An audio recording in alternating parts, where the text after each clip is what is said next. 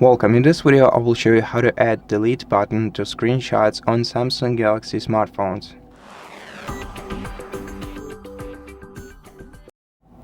First of all, we're gonna have to download the Good Lock application by Samsung, which is both available on Play Store and Google and Galaxy Store. So open the one that's available in your country and then go to the search menu. Open the search field and search for Good Lock. Open this application and install it. Open this application's app, the app's application's page, and then open it.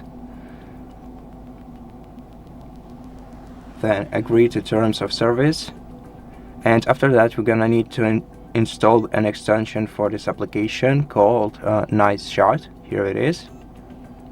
So let's download it.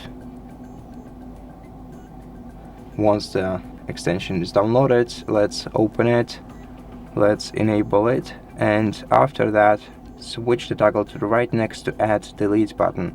And now every time we take a screenshot on our smartphone, we will have this delete button on this setting on this options list, and now we can delete every accidentally taken screenshot on our phone instantly.